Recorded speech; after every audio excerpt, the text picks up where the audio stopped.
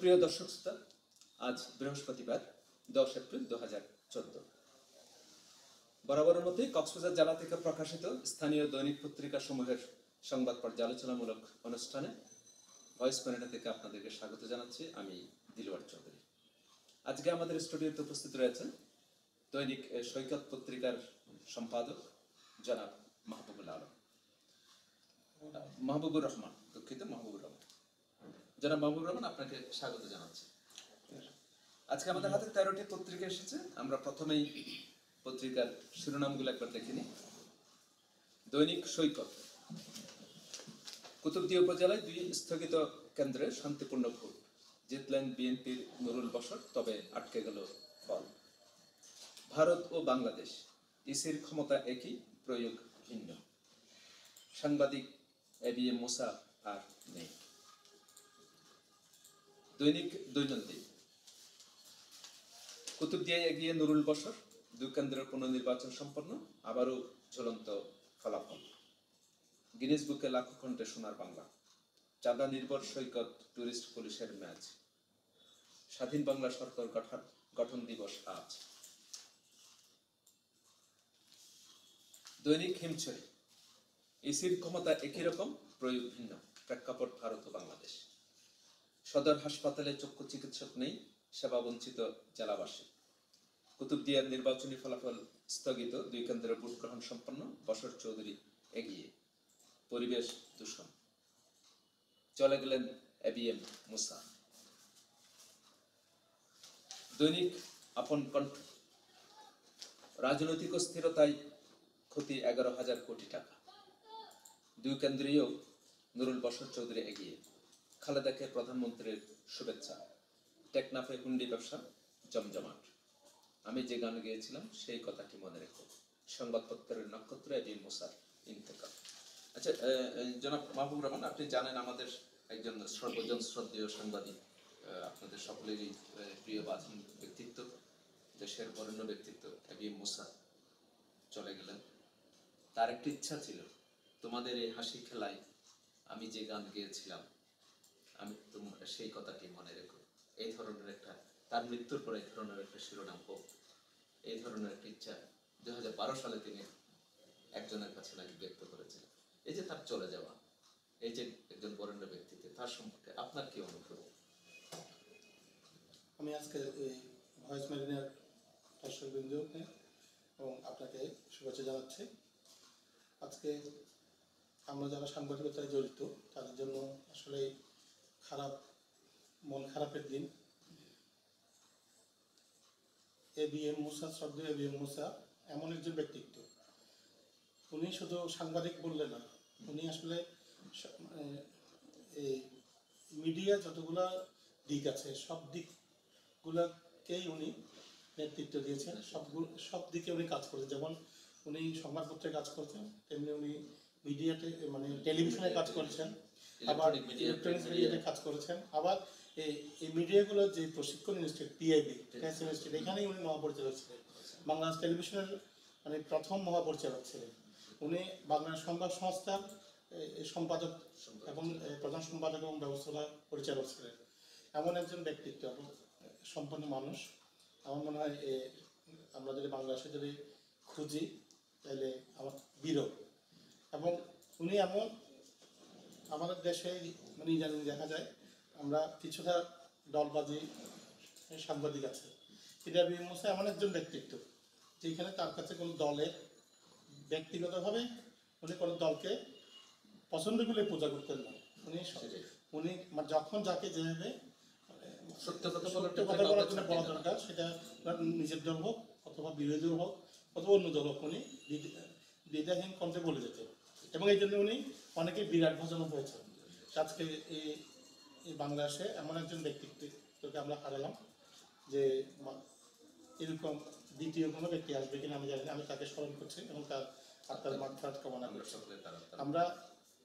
আমি আশা করব আমাদের এখানে তরুণ প্রজন্ম যারা আছে তারাও তার থেকে শিক্ষা নিয়ে সত্য কথা বলার চেষ্টা করবেন, এটা হলো আমাদের আশা। আমরা তার আদর্শ যাতে অনুসরণ করতে পারি সেই আকাঙ্ক্ষাই থাকবে। আচ্ছা, আপনি জানেন কুতুবদিয়া নির্বাচন দুটি কেন্দ্রে স্থগিত ছিল। গতকালকে সেই ফলাফল নির্বাচন হয়ে গেছে, সম্পন্ন হয়েছে, ফলাফলও প্রকাশ হয়েছে। তারপরেও বলা হচ্ছে পত্রপত্রিকায়, তারপরেও ফলাফলটা ঝুলন্ত অবস্থায় আছে। হাইকোর্টের একটা নির্দেশনা একটা রুল নিষে আছে যে বিষয়ে। এবং পাশাপাশি কয়েকটা পত্রিকায়, আপনার পত্রিকাতেও করেছেন, পত্রিকাতে করেছেন, ইসির ক্ষমতায় কি, বিশেষ করে ভারত এবং বাংলাদেশের প্রেক্ষাপটে বলছেন প্রয়োগ দুই দেশে হয়তো দুই ধরনের হচ্ছে। এই যে নির্বাচন, উপজেলা নির্বাচন, বিগত বিভিন্ন নির্বাচন যাচ্ছে, এখানে নির্বাচন পরিচালনা করার মূল দায়িত্ব হচ্ছে আমাদের নির্বাচন কমিশনার। বাংলাদেশের প্রেক্ষাপট, ভারতেও কিন্তু এখন নির্বাচন চলছে, জাতীয় পর্যায়ে নির্বাচন। কেন এই ধরনের মনে হওয়ার কারণটা কি? এটা হলো আমাদের এটাকে বলতে হবে সংস্কৃতি। আমাদের দেশের মানে সংস্কৃতি, মানে ভোটের সংস্কৃতি, এবং আমাদের ভারতের পার্শ্ববর্তী আমাদের রাজ্য দেশ মানে ভারতের মানে সংস্কৃতি এবং গণতন্ত্র যেটাকে বলে, আসলে ভারত গণতন্ত্রকে রক্ষা করার জন্য কাজ করে, আর আমরা গণতন্ত্রকে ব্যবহার করার জন্য কাজ করি, আমার নিজেদের সুবিধার্থে আমরা কাজ করি। আমরা যে দেখলাম আমরা সম্প্রতি যে অনুষ্ঠিত হলো উপজেলা নির্বাচন,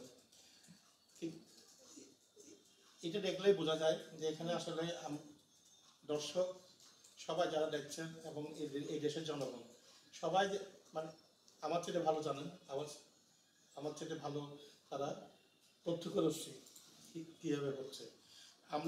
আমরা আশা করছিলাম এই যে মাগুরা স্টাইলের যে নির্বাচন হয়েছিল, সেখান থেকে আমরা 2008 সালের পর থেকে আমরা এই যে ভোটার আইডি কার্ডের মাধ্যমে আমরা যে কয়েকটা নির্বাচন যে হলো, আমাদের জাতীয় নির্বাচন 2008-এ, তারপরে এর পরবর্তী উপজেলা নির্বাচন হলো, এরপরে পরিষদ, পৌরসভা, সিটি কর্পোরেশন নির্বাচন হলো। সেখানে কিন্তু আমরা কিছুটা হলেও গণতন্ত্রে আমরা স্বাদ পেয়েছি। এখানে এই ভোটের বাক্স নিয়ে কেউ পালিয়ে যায়নি, জাল ভোট দিতে পারেনি একটা, এবং মানুষের কাছে একটা ভীতি এবং আতঙ্ক ছিল যে আমরা যদি ওখানে যদি যাই তাহলে আমরা মানে খারাপ অবস্থায় আটক হবো এবং মুখোমুখি হতে পারি।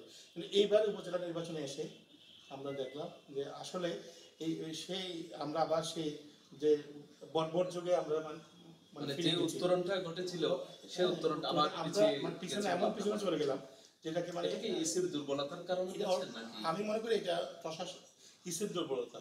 ইসিটা একটি সাহিত্য শাসিত প্রতিষ্ঠান, এবং ইসি যেমন আপনি একটু আগে বললেন, বা বিভিন্ন পত্রিকায় যেটা মানে আপনার লেখায় মানে আসছে যে ভারতের নির্বাচন এবং ভারত এবং বাংলাদেশে ভারতের নির্বাচন আমরা এখন দেখছি, এবং ভারতে একটি জিনিস আপনি দেখেন, এটা কিন্তু প্রায় মাসাধিক কাল ধরে নির্বাচনটা হবে, কিন্তু এখনো কিন্তু নির্বাচন হয়ে যাচ্ছে, কিন্তু রেজাল্ট দিচ্ছে না। রেজাল্ট দিবে কিন্তু এক সময়, এক মাস পরে, বা মানে পুরো ভারত সব তাইলে। কিন্তু এরকম যদি রেজাল্ট যদি আমাদের বাংলাদেশে যদি এরকম যদি থাকতো, তাহলে মনে হয় মানে পুরো ফলাফলটা উল্টে যেত।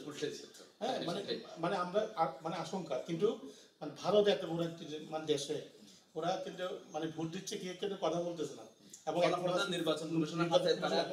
এবং সেটা হলো এবং আমি মনে করি এখানে দুইটা মানে ব্যাপার। একটা হলো তাদের সরকার ভোটটাকে তারা পবিত্র আমানত মনে করে, এবং এটা মনে করে এটা আমি এই দেশের শাসক হতে গেলে আমার জনগণের একটি ম্যান্ডেট লাগবে। ম্যান্ডেটটাকে তারা জনগণকে শ্রদ্ধা করে, আমি মনে করি মানে মানে রাজনীতিবিদরা জনগণকে শ্রদ্ধা করে বলে তারা নির্বাচন কমিশনকে অগাধ ক্ষমতা দিয়েছে, এবং নির্বাচন কমিশন এমন ব্যক্তিদের নিয়ে গঠিত হয়েছে যারা এই আমানতটাকে রক্ষা করার ক্ষমতা রাখে, এবং তারা কোনো রক্তচক্ষুকে তারা কিন্তু পরোয়া করে না। কিন্তু ঠিক উল্টো দিকে যদি আমরা দেখি, আমরা যদি বাংলাদেশে যদি দেখি, তাহলে এটা ঠিক বিপরীত। আমাদের নির্বাচন কমিশন, আমরা বলি স্বায়ত্ত শাসিত সংস্থা, এখানে প্রধানমন্ত্রী, রাষ্ট্রপতি কেউ কিছু বলতে পারবে না। প্রয়োজন হয় তাদেরকে ইমপ্রেসমেন্ট করতে পারে যদি তারা কিন্তু তাদের দায়িত্ব তারা যখন পালন করবে তখন কিন্তু তারা স্বাধীন। কিন্তু আমাদের দেখা গেল আমাদের নির্বাচন কমিশনরা কিন্তু মানে কি কথা বলে, এবং কারোর সঙ্গে কারো কিন্তু সমন্বয় নাই। একজন বলে যে 1% এখানে আপনার হয়েছে, মানে কি বলে এটাকে মানে খারাপ নির্বাচনটা হারাইছে, আবার আরেক কমিশনার বললো প্রায় এখানে 10%-এর মধ্যে একটু সমস্যা হতে পারে। আবার দেখেন এত বড় 470 উপজেলার মধ্যে নির্বাচন, এখানে প্রধান নির্বাচন কমিশনার মানে কিছু না বলে মানে উনি চলে গেলেন। এত বড় দেশে সারা দেশের মানে নির্বাচন। আমি মনে করি এই যে মানে আমরা কাকে মানে বিশ্বাস করবো বা হ্যাঁ এখন এবং যাদেরকে দায়িত্ব দেওয়া হচ্ছে এখানে সবচেয়ে বড় হলো আদর্শবান লোকদেরকে দায়িত্ব দিতে হবে, যারা দেশকে আমানত মনে করবে, মানুষের জনগণের ভোটটাকে আমানত মনে করবে, রক্ত চক্ষুকে যারা উপেক্ষা করবে সেই ধরনের তাদের ব্যক্তিদের সমন্বয়ে এই নির্বাচন কমিশন করা। এই নির্বাচন কমিশনটা গঠন করা দরকার। এবং এখানে সরকারের এটি সদিচ্ছা রাখতে হবে, আমি থাকি না থাকি এখন জনগণ যাকে ম্যান্ডেট দেবে সেই ম্যান্ডেটটা আমরা মেনে নেব। এই মানুষগুলো যদি মানে যতক্ষণ সরকারের না হবে ততক্ষণ আমাদের নির্বাচন কমিশন স্বাধীন হবে না এবং এই নৈরাজ্যগুলো চলবে। আচ্ছা, আমাদের এখানে আমাদের কক্সবাজার সদর হাসপাতাল সম্পর্কে একটা এইটা আমি একটু আগে আমি হ্যাঁ, দেখার সময় দেখলাম, হ্যাঁ আমার মানে এটা হলো আমাদের সব মানে সর্বোচ্চ দুঃখের বিষয় যে আমাদের একটি কক্সবাজার মেডিকেল থাকার কথা। কক্সবাজার মেডিকেল কলেজ আছে, এখানে এখন 250 শয্যা বিশিষ্ট জেলা সদর হাসপাতাল, হ্যাঁ এখানে চক্ষু বিষয়ক একটি আপনার পদও আছে, কিন্তু এখানে গত আজকে না এটা বোধহয় প্রায় 15 বছর যাবত এখানে কোনো চক্ষু বিশেষজ্ঞ নাই। এবং মধ্যখানে বছরের খানিক দূরে একজন ছিল, সেও এখন দেখা যাচ্ছে নাই। তা আমরা এই একটি পর্যটন শহরে একটি মানে হাসপাতালে একটি সরকারি ডাক্তার নাই, সরকারি মানে জেলা সদরের একটা জেলা সদরের ডাক্তার নাই, এটা আসলে মানে মানে এটা দেখারও কেউ নাই। খুবই গুরুত্বপূর্ণ বিষয় চক্ষু চক্ষু এটা বিষয়টা আমি তো মনে করি এটা প্রতি উপজেলা মানে হাসপাতালে থাকা দরকার। সেখানে আমাদের মানে 8টা উপজেলার মধ্যে একজন সরকারি চক্ষু চিকিৎসক নেই। এটা আসলে আমাদের হ্যাঁ এটা কোনো পক্ষের আসলে দৃষ্টি দেওয়া উচিত। এটা মানে এমনও হতে পারে, আমার মনে হয় এখানে কোনো মানে এখানেও এরকম কোনো দুর্বলতা আছে কিনা, মানে কারোর স্বার্থের মানে তাদেরকে আসতে দিচ্ছে না, এমনও হতে পারে। হ্যাঁ এই মানে এটা প্রশাসনের এবং আমাদের যে সিভিল সার্জন আছে ওনাদের এবং আমাদের যে জনপ্রতিনিধি তাদেরকে কিন্তু এগুলা ব্যবহার করা দরকার। আচ্ছা, আজকে কিন্তু আমাদের একটা বিশেষ দিন, একটা পত্রিকায় করেছে শিরোনাম, অন্যান্য পত্রিকায় হয়তো আছে, স্বাধীন বাংলা সরকার গঠনের দিবস। কিন্তু আজ 10ই এপ্রিল কিন্তু প্রথম 71 সালে আমাদের স্বাধীন বাংলা সরকার গঠন করেছিল। 17 এপ্রিল শপথ গ্রহণ দিবস, মুজিবনগর দিবস যেটা, সেটা সেদিন আসলে শপথ গ্রহণ করেছিল, কিন্তু সরকারটা গঠন করেছিল কিন্তু আজকে। অর্থাৎ যে প্রক্লেমেশন, যে ডিক্লারেশনটা সবকিছুর মানে একটা স্বাধীন রাষ্ট্র গঠন করার যে প্রক্লেমেশন, মানে যুদ্ধের পরে 26 মার্চের মানে স্বাধীনতার পরে এটা প্রথম মানে আনুষ্ঠানিক যাত্রা শুরু হয়েছিল। শপথ হয়েছিল আরো এক সপ্তাহ পরে। আজকে হলো সেটা আর কি, মানে আমাদের নতুন বাংলাদেশের এই যে মানে অস্থায়ী যে একটা সরকার হয়েছিল, অস্থায়ী সরকার আজকে থেকে পথ চলা শুরু হয়েছিল। মানে এটা একরকম দায়িত্ব হলো নিয়ে ছিল, মানে ইনফরমাল আর কি, ফর্মালটা হয়েছিল 17 এপ্রিল। এই বিষয়টা আসলে আমাদের জাতীয় জীবনে এটা কিন্তু আমরা আসলে কেউ আমরা সবাই 17 এপ্রিলকে পালন করি, কিন্তু আমাদের যে প্রথম যে একটি আমরা যে চিন্তা ভাবনা বা যেখান থেকে আমরা শুরু করেছি সেটাকে আমরা কেউ ফলো করতে চাই না। এটা ফলো করা দরকার আসলে, এটা আসলে ঐতিহাসিক এই বিষয়গুলোকে আসলে সামনে চলে আসা দরকার। দৈনিক কক্সবাজার, জেলা বিএনপি পুনর্গঠিত হচ্ছে, দায়িত্ব পেতে পারেন লুৎফর রহমান কাজল। কুতুবদিয়া নির্বাচন নিয়ে নতুন জটিলতা, বিশ্ব রেকর্ড করল বাংলাদেশ, উখিয়া কলেজ বিশ্ববিদ্যালয় কলেজ উন্নীত, শিক্ষার্থীদের উচ্ছ্বাস। দৈনিক সমুদ্র বার্তা, ফেরত আনা হচ্ছে তারেক কোকোকে। কুতুবদিয়া উপজেলা নির্বাচনে নুরুল বশর চৌধুরী 1780 ভোটে এগিয়ে, বাংলাদেশকে স্বীকৃতি দিল গিনেস বুক। এরশাদ রোশন খালেদাকে প্রধানমন্ত্রীর নববর্ষের শুভেচ্ছা। দৈনিক আজকের দেশ বিদেশ, স্থগিত 2 কেন্দ্রে শান্তিপূর্ণ ভোট, কুতুবদিয়া বিএনপির বিজয়ী ফল স্থগিত। মাইক্রোবাসের ধাক্কায় প্রবীণ আইনজীবী সিরাজউদ্দৌলা নিহত। আটকের 2 ঘন্টা পর ছেড়ে দিয়েছে বইসহ ট্রাক। মহেশখালীতে মাধ্যমিক স্তরের 10 লক্ষ টাকার পুরাতন বই পাচার। শেখ মুজিব বাংলাদেশের প্রথম অবৈধ প্রধানমন্ত্রী, বলেছেন তারেক। দৈনিক বাকখালী, শেখ মুজিব বাংলাদেশের প্রথম অবৈধ প্রধানমন্ত্রী, বলেছেন তারেক। গিনেস বুকে লাখো কণ্ঠে সোনার বাংলা, আর ফিরবেন না বি মুসা। তারেকের মস্তিষ্ক পরীক্ষার পরামর্শ আইনমন্ত্রী জিয়া প্রথমত পেয়েছে। স্বর্ণ ব্যবসায়ীদের ধর্মঘট স্থগিত। আচ্ছা, আমরা আপনি জানেন আমরা কিছুদিন আগে অর্থাৎ গত 26শে মার্চ একটা আয়োজন করা হয়েছিল সরকারের তরফ থেকে, মানে লাখো কণ্ঠে জাতীয় সঙ্গীত। সেটার দিন পর্যন্ত এই বিষয়টি নিয়ে একটু টানাপোড়েন ছিল, কি ব্যাপার গিনেস বুকে আসছে না কেন। একটা তথ্য আসছে গিনেস বুকে এটা স্বীকৃতি পেয়েছে।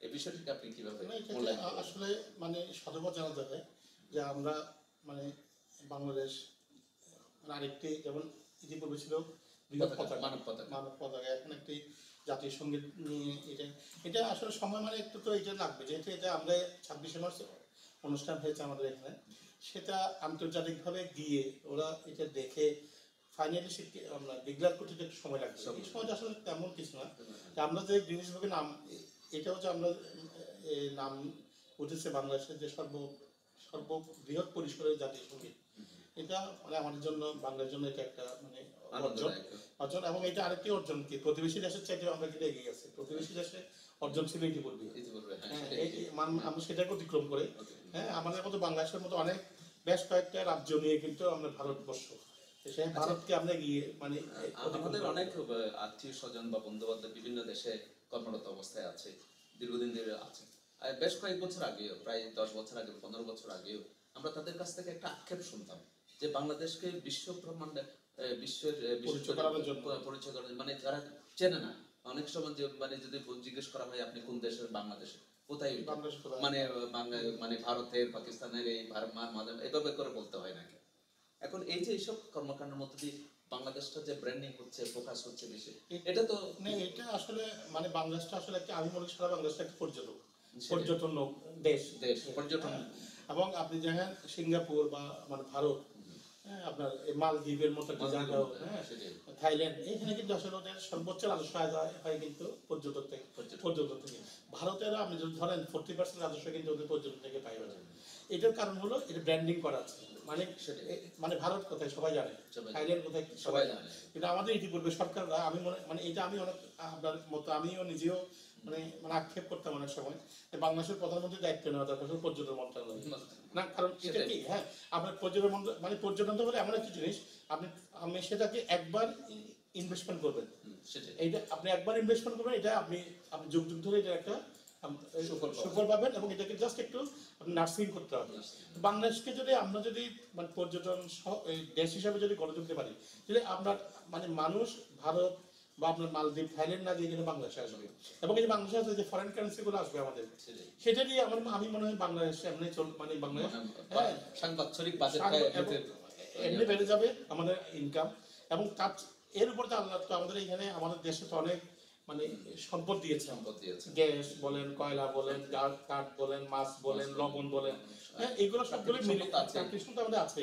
তার সঙ্গে যদি আমরা পর্যটনটাকে যদি একটু আমরা যদি ফোকাস করতে পারি এবং সেটাকে ব্র্যান্ডিং করতে পারি, যেমন আপনি দেখেন, আপনিও কক্সবাজারের, আমিও কক্সবাজারের, অনেক বিদেশিরা কিন্তু অনেক বলে, আমাদের সৌদি এক আইনজীবী, উনি আমেরিকায় সফরে গেছেন, সেখানে ওনাকে বললাম আপনি কোথেকে আসছেন, তুমি বলে যে আমি বাংলাদেশ। বলে বাংলাদেশ কোথায়, আপনি যেটা বললেন, তিনি বলে যে আমি কক্সবাজার থেকে আসছি, মানে মানে মানে যেটা মানে পৃথিবীর সর্ববৃহৎ সি বিচ, ও তেমন সে চিনলো কক্সবাজারকে, তাহলে কক্সবাজারকে চিনে কিন্তু বাংলাদেশকে চেনে না।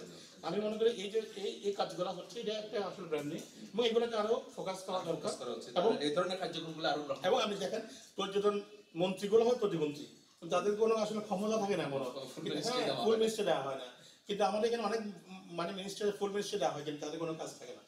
হ্যাঁ, আমি মনে করি আসলে এই পর্যটনকে গুরুত্ব দেওয়া দরকার, এবং গুরুত্ব দিলেই দেখবেন এই বাংলাদেশ কিন্তু আমরা অতি সত্তর, এই যে আমরা যে বলি জাতীয় সীমা অতিক্রম করবো, আমাদের ইনকাম বাড়বে, গ্রোথ, হ্যাঁ, আমরা এগুলো বাড়বো। তো আমার মনে হয় এগুলো একটা আমাদের জন্য আস্তে আস্তে একটা এই দেশের একটা পজিটিভ হচ্ছে।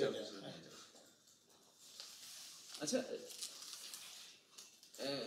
আপনাদের একটা রাজনৈতিক দল বিএনপি পুনর্গঠিত হচ্ছে, বিভিন্ন রাজনৈতিক বিভিন্ন তথ্য আসছে, এটা আসলে মানে এটা তো পুনর্গঠন, এই আপনার জাতীয়তাবাদী দল পুনর্গঠন হচ্ছে, সেটা কেন্দ্রীয়ভাবে বলা হচ্ছে, ঢাকা মহানগরী হচ্ছে। এটা আসলে এই যে সবসময় রাজনৈতিক দলগুলোর তো প্রক্রিয়া আছে, এগুলো একটি সম্মেলন হয় 2 বছরের জন্য, এরপরে এটা হয়, কিন্তু আমাদের দেশে 2 বছরের সম্মেলন মানে 20 বছরে হয় না, 10 বছরে হয় না। যেমন আপনার এখানে এই যে আওয়ামী লীগের সম্মেলন আমরা আজকে শুনছি, কত 2 বছর থেকে শুনছি জেলা সম্মেলন হবে, তারিখ পরে কিন্তু হয় না। বিএনপি এরকম আর কি আসলে, হ্যাঁ, এইগুলো আসলে মানে বলা হয়, আমরা পত্রিকায় লিখি, এদের হাতে আমাদের ভাগ্য নির্ধারণ চাকা তাদের হাতে। দৈনিক সমুদ্র কণ্ঠ, রোহিঙ্গা সমস্যার শেষ কোথায়? দৈনিক সমুদ্র কণ্ঠ, মধ্যরাতে 2 মধ্য সন্ত্রাসী হামলা, গভীর সমুদ্র বন্দর নির্মাণে আগ্রহী আরব আমিরাত।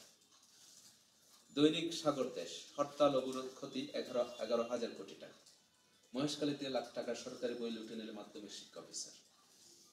অ্যাডভোকেট মির্জা সিরাজউদ্দৌলা সড়ক দুর্ঘটনায় নিহত, আইনজীবী সমিতির শোক। দৈনিক আলোকিত উখিয়া, সরকার জামায়াত সমঝোতার গুঞ্জন। গিনেস বুকে স্থান পেল লাখো কণ্ঠে আমার সোনার বাংলা। পহেলা বৈশাখ উপলক্ষে প্রশাসনের ব্যাপক প্রস্তুতি। টেকনাফে 24 কোটি টাকা দিয়ে ট্রানজিট পয়েন্ট ও নাফ নদী প্রতিরক্ষাবাদ প্রকল্পের কাজ এগিয়ে চলছে। দৈনিক ইনানি, কোথাও দেশ থেকে তো 2 কেন্দ্রের ভোট গ্রহণ সম্পন্ন। ক্যান্সার চিকিৎসায় নবদিগন্তের সূচনা প্রধানমন্ত্রী। মানিকপুর কমিউনিটি হাসপাতালে জনবল সংকট চরমে। দৈনিক আজকের কক্সবাজার, বিজয়ের পথে বিএনপির নুরুল বাশর চৌধুরী।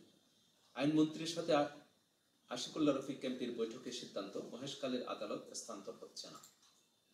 টেকনাফের ভেজা সুপারিতে বিষাক্ত ফরমালিন, শহরে অবৈধ বিদ্যুৎ সংযোগের বিরুদ্ধে পিডিবির অভিযান। আচ্ছা, আমাদের মহেশখালীর মাননীয় সংসদ সদস্য আশিকুল্লাহ রফিক আইনমন্ত্রীর সাথে যোগাযোগ, মহেশখালীর আদালত স্থানান্তর হচ্ছে না, বিষয়টা কি?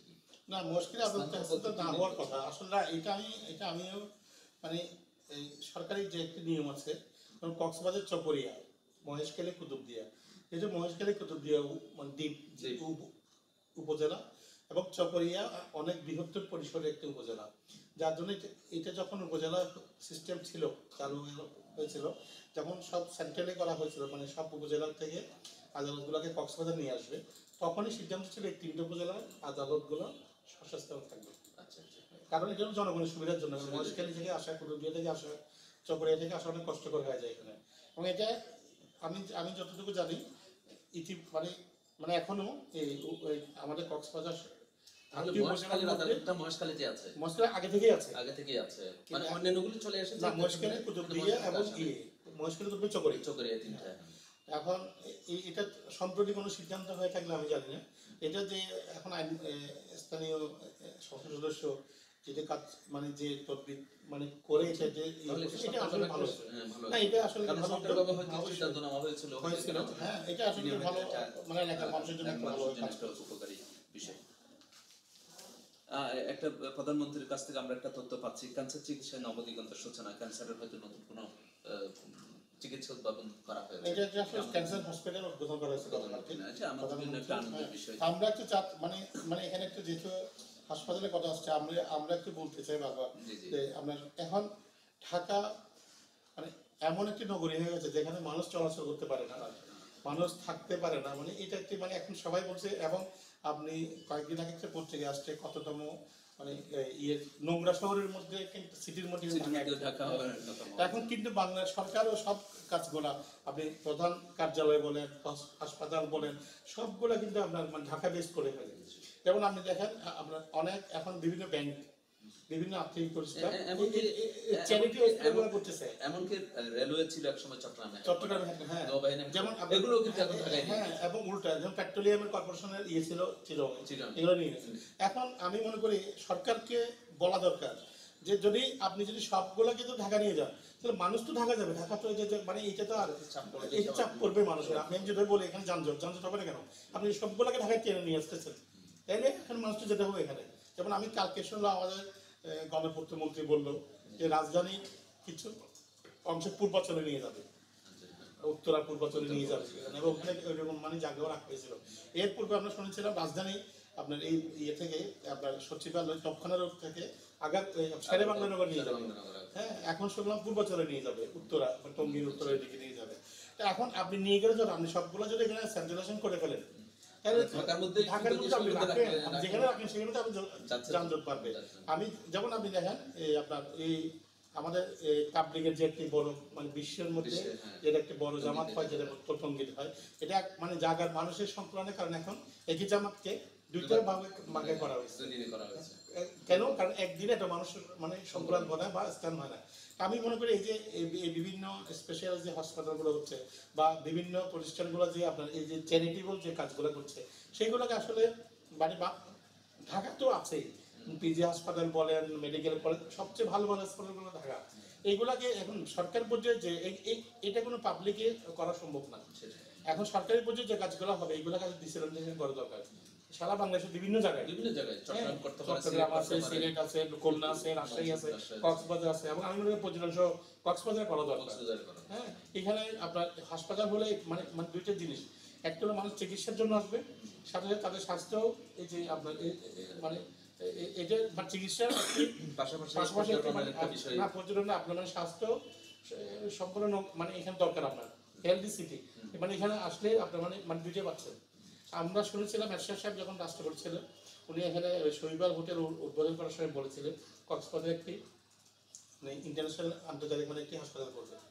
কিন্তু এবং এবং এখানে এবং আপনি দেখেন এখানে আমাদের এখানে আন্তর্জাতিক বিমানবন্দর হওয়ার পথে কাজ অলরেডি শুরু হয়েছে, চলছে। আমি মনে করি এখানে যদি এরকম হাসপাতালগুলো করলে মানুষ আপনার বিদেশ থেকেও এসে এখানে চিকিৎসা করবে। আমার মনে হয় এইগুলাকে মানে প্রধানমন্ত্রী দৃষ্টি আকর্ষণ করছে এবং সবার যে আপনার ঢাকা শহরে না করে আমরা বিভিন্ন জায়গায় আপনার এই করা আমরা তো ভারতে দেখতে পাচ্ছি হ্যাঁ। চিকিৎসার জন্য মাদ্রাজ যাচ্ছে, যাচ্ছে, চেন্নাই বোম্বে যাচ্ছে, বোম্বাই যাচ্ছে, হ্যাঁ এইটা আর কি আমি সবাই তো দিল্লিতে না, যাচ্ছে না। হ্যাঁ তো এই বিষয়গুলো আসলে decentralize করা করা উচিত। দরকার। এবং আমাদের স্থানীয় যারা প্রতিনিধি জনপ্রতিনিধি তাহলে তাদেরকে অন্তত রাজধানীর উপর চাপটা একটু কমে। তো আমি আজকে তো এবং সাথে সাথে আপনাকে এই যে আমাদের সামনে নববর্ষ, বাংলা নববর্ষ আসছে, হ্যাঁ, এবং এই নববর্ষে আমাদের কক্সবাজারে জেলা প্রশাসনের জেলা প্রশাসনের এবং ব্যাপক প্রস্তুতির কথা আমরা দেখতে পাচ্ছি। এবং বিভিন্ন সংগঠনও সংগঠনও প্রস্তুতি প্রস্তুতি দিচ্ছে। এবং এই নববর্ষের আমার দেখা যাবে কক্সবাজারের পর্যটকে আমি আশা করি এখানে মানে স্থান হবে না। তা আমি আজকে আপনার মাধ্যমে কক্সবাজারের যারা এই ভয়েস ম্যানেজার সহ সকল দর্শককে নববর্ষের বাংলা নববর্ষের শুভেচ্ছা জানাচ্ছি, সাথে আপনাকে এবং এই সবাইকে জানাচ্ছি। তো ধন্যবাদ মাহবুবুর রহমান, আপনাকেও শুভেচ্ছা জানাচ্ছি। আমরা আপনার আগামী বছরের জীবন সুখী হোক, সুন্দর হোক। সুপ্রিয় দর্শক শ্রোতা, এতক্ষণ আপনার সংবাদ পর্যালোচনামূলক অনুষ্ঠান দেখলেন। এই অনুষ্ঠান দেখার জন্য লগ ইন করুন www.voicemarina.com। আপনাদের সাথে আবার দেখা হবে আগামীকাল একই সময়ে নতুন কোনো সংবাদ নিয়ে। সে পর্যন্ত ভালো থাকুন, নিরাপদে থাকুন।